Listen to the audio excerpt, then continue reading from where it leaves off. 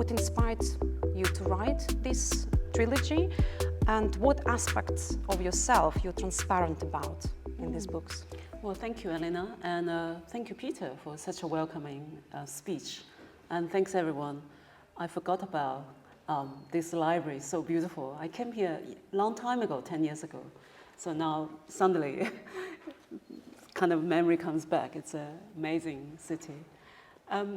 To talk about these three books, I have to kind of mention some other books before, because I was writing non-stop fictions, those kind of sort of fiction with characters, kind of historic background. But I think the last 10 years was a kind of transitional time. When I decided to return to London from Europe, I was teaching in different universities in Europe, filmmaking and creative writing. And I think returning to London after Brexit, and then later on, there's pandemic, and I think forced me to think about this concrete reality, which I'm kind of, totally kind of immersed in this new English reality. And I thought about how to write about this concrete life. Basically, I live in England, and that's how Once Upon a Time in the East, which was 10 years ago. And then Radical, which returned just before and during the pandemic when I was in New York teaching. And then this one, Once Upon a Time in the East.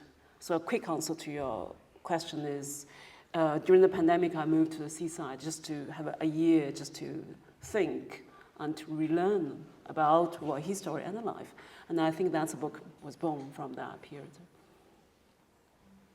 Yeah, but what aspects of kind of your life you felt particularly you needed to be transparent about, and who do you think the audience, who are the readers of this book, that you need to communicate these aspects of your life? I mean, to? I am not a very commercial writer, so even though I wrote novels, make fiction films, I never really know where my audience. I mean, I think it's quite different from, I think, a commercial writer, right in the industry, they know what their audience, but even then I don't believe it.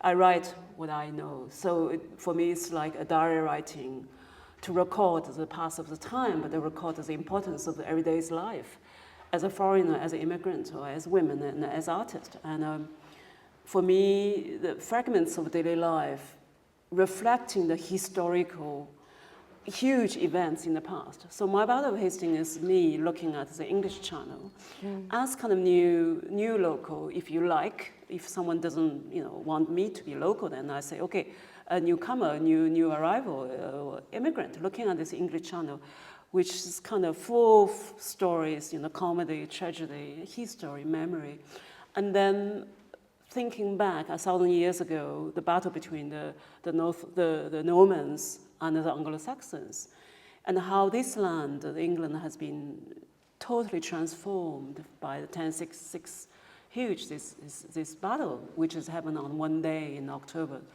1,000 years ago, and how somehow England inherited this French chivalry, or let's say class system until today, which we always think is quintessentially English, and is it so?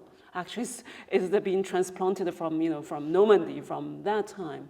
So all these are sort of reflection for me in my kind of mundane daily life when I lived there that year when the Russian invasion happened in Ukraine. So for me, it's a way to look at the war, the current war, and the remote war, historical war, along this channel, and to think, what we are, where we are nowadays.